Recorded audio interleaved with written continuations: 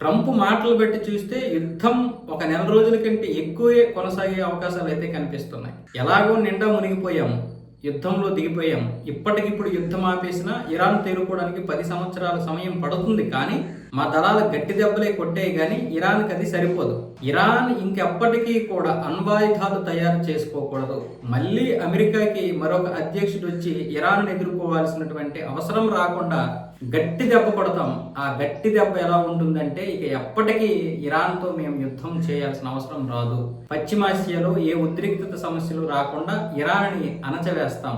ఆ విధంగా ఇంకా దెబ్బలు కొడతాం. కాబట్టి ఇది ఎప్పటికి ముగింపు అనేది నా చేతుల్లో లేదు. ముగింపు ఎలా ఉండాలంటే ఇక ఎప్పటికీ కూడా ఇరాన్ లేవకూడదు. ముఖ్యంగా అణ్వాయుధాలు తయారు చేయకూడదు.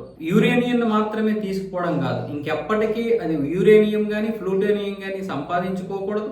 అలాగే అక్కడ ఉన్నటువంటి ఈ అణ్వాయుధాలకు సంబంధించి క్షేత్రాలన్నింటినీ కూడా పూర్తిగా సెంట్రిఫ్యూజులతో సహా నాశనం చేసినంత వరకు కూడా అమెరికా దళాలు ఎక్కడి నుంచి ఎక్కడికి కదలవు. అలాగా అక్కడే దాడులు చేస్తాయి. ఇరాన్ని పూర్తిగా నాశనం చేస్తామని ట్రంప్ చెబుతున్నాడు. అంటే ఇప్పట్లో యుద్ధం ఆగే ప్రసక్తి కనిపించడం లేదు.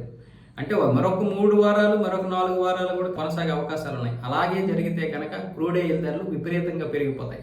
అది $130 నుంచి $140 వెళ్ళిపోయిందంటే ఇక ఎవరు కూడా ఆపలేరు. మనం కూడా ఆ ధరల్ని మనం తట్టుకోలేదు. ఇక ఏ దేశమైనా ఏమి చేయలేదు.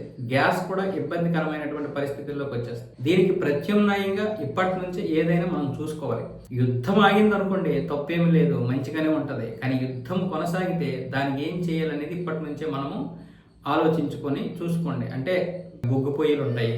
అంటే ఇంట్లో బొగ్గు పొయ్యిలు అంటే అఫీషియల్గా మామూలుగా పొగ వచ్చేసినవి కాకుండా మంచివే ఉంటాయి. అలాగే ఇండక్షన్ స్టవ్లు కొన్ని వ్యాపకించుకొని ఆ గ్యాస్ని తగ్గించుకోవడానికి అయితే ప్రయత్నాలు జరగాలి.